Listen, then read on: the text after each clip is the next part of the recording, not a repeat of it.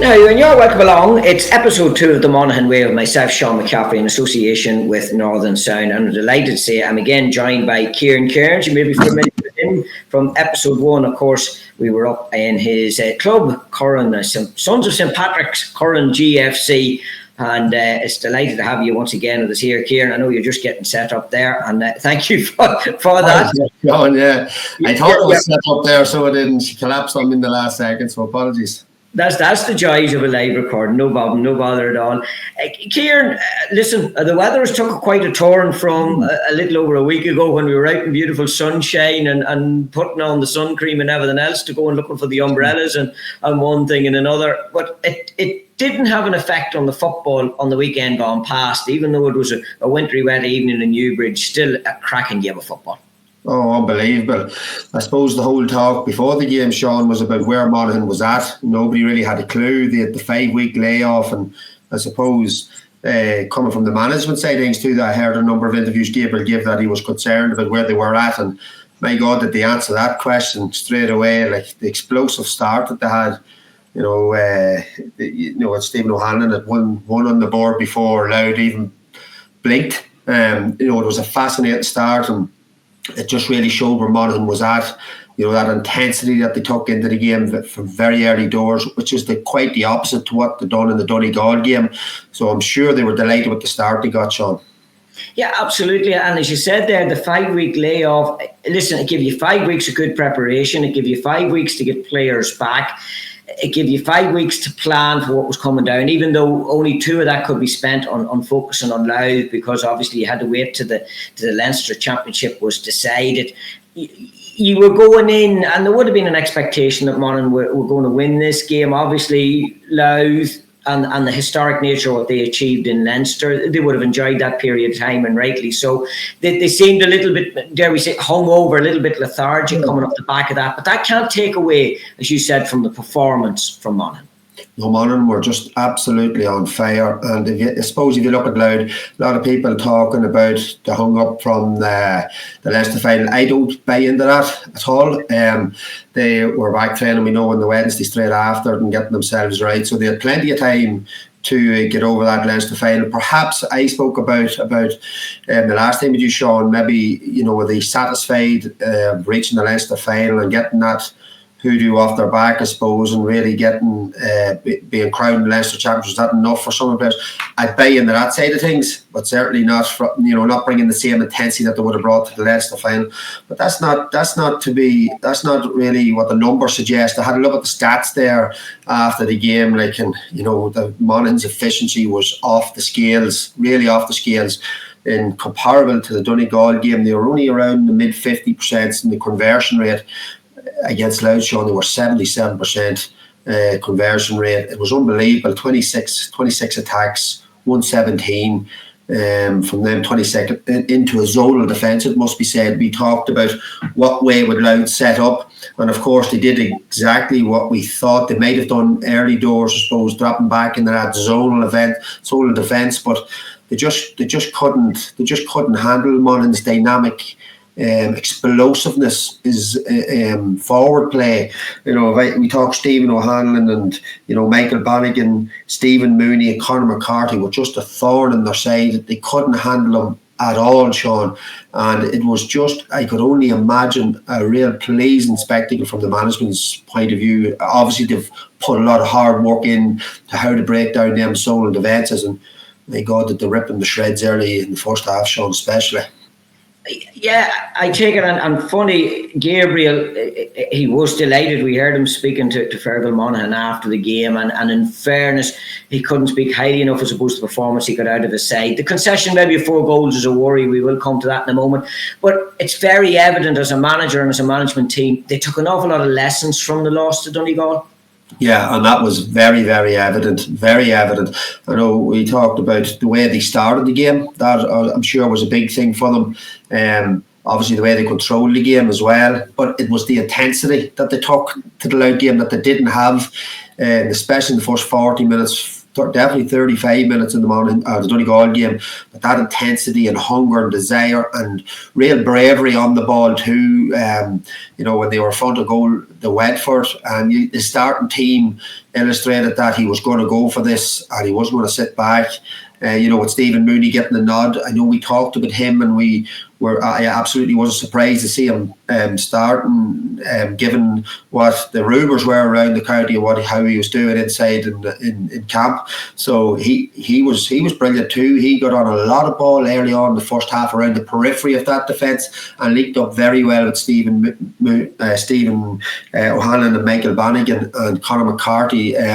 He also scored 3 points from play, Sean. And that he's going to build on that as well, a confidence. That's going to give him lots of confidence as well. So, you touched on the concession, the 4 goals that we conceded from Louth. One of them was a penalty.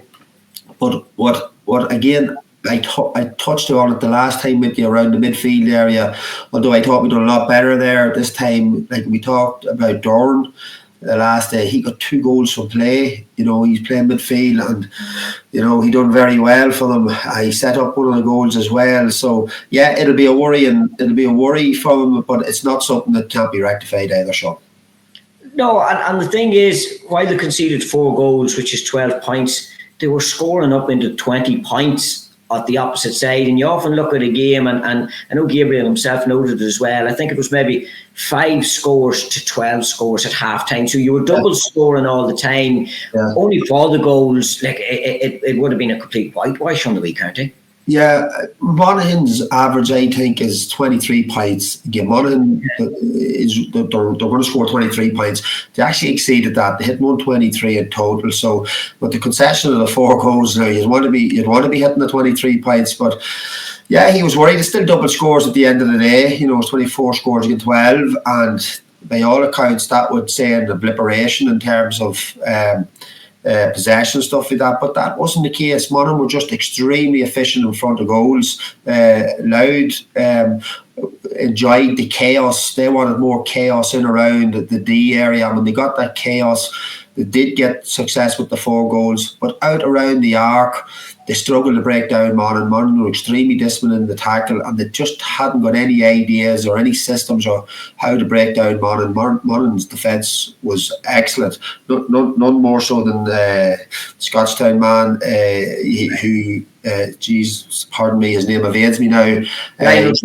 Ryan O'Toole, a wonderful player. What a game he had, and master blocked. I think it was Mulroy blocked down. Was a certain goal through, and that epitomised where that Monaghan team was at in terms of hunger and intensity. It was fantastic defensively. Absolutely, and that was the thing. Whatever about your forwards and what they were doing, your defence was backing it up, and it must be said, it was brilliant to see Killian Lavelle back in there again. It just seemed to shore it up. It just seemed to settle things back in there. Yeah, the experience, you can't buy it at all. I thought, he had a long layoff at the shoulder, and then obviously with the 5 weeks left, the whole team had maybe a wee bit rusty at times. I suppose he gave away the penalty as well, and ended up getting the black card, didn't he, as well, I think. And look, we talk about the penalty. I watched the penalty back a couple of times with Conor Grimes, who I noted last year, he goes down easy for a big man, so he does. And look, technically it's a foul. It was a lazy arm across him, but the dramatics of it all made it more easier for the ref to blow the whistle. But nonetheless, after Monaghan conceded that goal, the next thing they done is they went up the pitch and scored an equaliser. They've done that a number of times after they conceded a goal. So great character and great belief in themselves to do that, Sean. Yeah, absolutely, and that was the thing. The goal didn't seem to suck the energy out of them in any way at all. It nearly maybe gave them the impetus to go the opposite side and do something again. I know one man you mentioned when we were talking last week, and again, an incredible performance from considering the journey he went through with injuries and one thing and another. Desi Ward, again, just supreme. Melt your heart. He gave an interview afterwards off the ball, I think it was, Sean. Tommy Rooney, yeah. Yeah, they talked about Tommy. He didn't realise the struggles that he would do. Obviously, us as Monaghan people and Monaghan supporters would have known the struggles that Desi has gone through for the last 2 years, 18 months.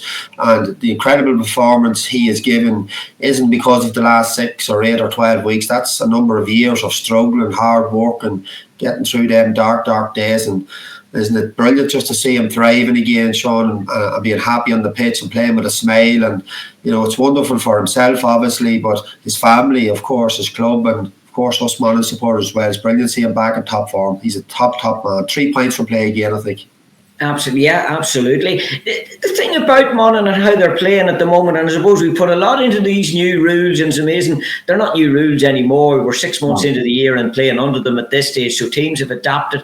But Monaghan seem to have adapted to them. There's an element of freedom, and maybe that's coming from management as well, that the shackles seem to be off. It's a pleasure to watch Monaghan play. It definitely looks like that, Sean. It definitely looks like they've got a sense of freedom. And look, whilst we talk a lot about Gabriel, Andy Moore has to be a massive plus there too, and giving them that energy up front. You could only imagine the confidence that the forwards are getting from Andy Moore being on board. You know, I think I mentioned to you off cam before, I was down in Clare a number of times, the young lad involved with the under-20s, and there's 4 pitches in Clare, and anybody's familiar with it would know it. And Monaghan be down at the farthest pitch, and I could hear Andy up at the car park, and you know, you'd know that energy that he's bringing, and you know, the boys are definitely buying into it. He's very vocal and very loud, and you know, you could imagine what he's like when you're down beside him. You know, there's nowhere to hide with him, is basically what I'm trying to say. He'd be very much there and in your face, and the boys must be getting serious confidence from him, because they're playing like a team full of confidence. Absolutely. What would he be given to? These guys are good forwards. We know they're good forwards. We're familiar with them at club level, and obviously they've been around a county scene. But what would he be bringing more to? Is it movement he'd be showing them more, how to work space? Yeah, I can only assume that it's movement, and movement off the ball, movement on the ball, when we're in possession of the ball, when we're not in possession of the ball. Sometimes patience and no movement at all is the best move to do. And you know, Andy Moore was a top forward in Ireland for 10 years plus, like one of the top 5 forwards in Ireland. So what he doesn't know about forward offensive play, you know, wouldn't be worth talking about. So his knowledge base would be unbelievable, Sean, and I would imagine a lot of it would be to do with the smaller, finer detail around the movement, when to go, when not to go, when to go for a dummy run and open up spaces and gaps for the man on the ball, all that stuff, Sean. And it's the small, wee intricate stuff that he would bring a lot of value to that modern team. Yeah, and there's a lot of unselfishness and fairness in the forward line as well, and that was very evident in Newbridge when I was watching the game. I was saying sometimes you were nearly screaming, take the shot, but the player knew he wasn't in the right position, or he knew he had to work it to get it to someone else. It wasn't a case of just go and look, and maybe, I'm not going to say for a glory score, but for a difficult score, work it to the man in the position. No, they're playing as a team, and that's it's very clear to see. Like Monaghan against a packed defence like Louth, they work the ball around the arc and along the peripheries of the arc, down the sidelines and the end lines. And what they'll do is, like, you can see it. It's clear as day what they're doing. It's trained. You can see it. It's done night after night. They're going along the arc, changing the direction of the play, hitting the inside end line hard. And some Michael Bannigan, or Bannigan, more times than not, is coming on the loop, and his explosive pace gets him that half yard to get that shot away. On the other side, then you have Stephen Mooney, maybe O'Hanlon and Conor McCarthy on the loop. Like the first goal we scored, them 3 men all involved. Conor McCarthy down the end line, fist is off the Mooney, and Mooney finishes in the back of the net. Them boys right around that are constantly moving, and then of course you have 1 or 2 other boys coming from late runs, but it's all choreographed. You can see it, that they're doing the same thing over and over. They really know it, nearly second fiddle to them. You know, it's brilliant to watch. It really is. It certainly is. And listen, we know one of the top forwards Monaghan ever had retired at the start of this year owing to injury issues, Conor McManus. And there used to be so much laid upon his right or left boot to keep Monaghan in games. And dare not to say that we were a one-man team, but that was the way Monaghan was always perceived, that you were a one-man team. It's been a massive transformation. People talked that Monaghan could go through a number of dark days on the back of the likes of Conor, who was just supreme in what he done. But it's amazing that the game maybe, and again I'll say the rules maybe, is adapted to suit, and Monaghan have adapted to them. Yeah, well, look, I suppose not that we were one-dimensional when we had Conor McManus, because we certainly weren't, like with Kieran in there, times full forward, and you know, that rotation. But when he was there, he was always the vocal point, and he was always get the head up, moving into Conor as quick as you can. And you know, because he was that that quality, a once in a generational footballer, why wouldn't you just kick it into him? But you're 100% right. We don't do that anymore. We're on the move. We're a running team. We'll run the ball. We'll transition fast because the pace is there. All them boys that I'm talking about, their centre of gravity's low, they're jinxy, they're hard to tackle, they're very good on the ball as well. And when they're moving at pace is power. Very, very hard to stop it. Very, very hard to stop it. And we had 8 scorers the other day. They're coming from everywhere now. Where that typically wasn't Monaghan in the previous 10 years when Conor was there. Like Conor very, very much carried that weight upon his shoulders. And as I said, why not? He could do it. But we definitely are a new dynamic. There's a new dynamic about us. We're a changed team. There's no doubt about it. Absolutely. A changed team maybe from even what would have went up against Clare last year in this round robin series as well. They're the visitors to Clonus this weekend. And it took, I think it was a Conor McCaffrey goal to sort of get that one over the line last year. You'd envisage, and this is not trying to be getting ahead of ourselves, but you'd imagine this should be another 2 points on the board for Monaghan. If they play like they played last weekend, surely then they should be able to take the victory in their home ground. Yeah, and I don't think we're being over cocky, if you want to use that word, saying that, Sean. No, look at we're in the depths of the All-Ireland series now, and it's critically important for these boys. Like they're in a great position to top this group now, and the next step is Clare, and they won't be taking these boys anywhere likely. They won't be looking at the down result, for example, and reading too much into that. They'll be taking them on their merits, and the homework will be done, and please God, they'll dispatch of them and move on. That's all you want. And Sean, I'd be delighted with a 1 point win. It's not about hammering anybody. It's getting the win and moving on. Consistency now is important coming into the latter stages of this group series. Yeah, and obviously getting last weekend back under the belt after that 5-week break, seeing the performance they've got, back in training this week, you'd imagine it's just a case of fine-tuning. All the hard work's done. Tactically, would you see any changes with them? Probably no need, even personnel-wise. There's an abundance of options available now, Gabriel. No, and he's built a real team around, a real panel of men around him now. No, I don't think he'll do anything really tactically. Maybe only look at the defensive side of things, how we conceded 4 goals. So the concession of 4 goals will be a concern. But as I said at the outset of this interview, Sean, it won't be something that they can't fix. Everything's solvable. Is a week enough time to do it? Probably not, but it's enough to get a start on it. And like the level of intellectual football ability around strategic plays and stuff is such at a high level with these players that they'll take it on board straight away, and they'll be able to implement it nearly without much training, Sean. So you'd think that that's the only thing that they'll concentrate on. Just one other thing I'll note from the Louth game in terms of our kickouts, like our retention rate was only around 37%. That's another problem. And we're probably the best keeper in the country in between our nets. And we talked about this last week about the chaotic nature that the kick out is now. As in the short kick-out's gone, so that retention rate used to be way up in the 80s and 90s with Rory. I know Cluxon got 100% in a number of cases. That day is gone too, but to have it down around 37%, that's not where they need to be, and that's something else that they'll be working on as well, Sean.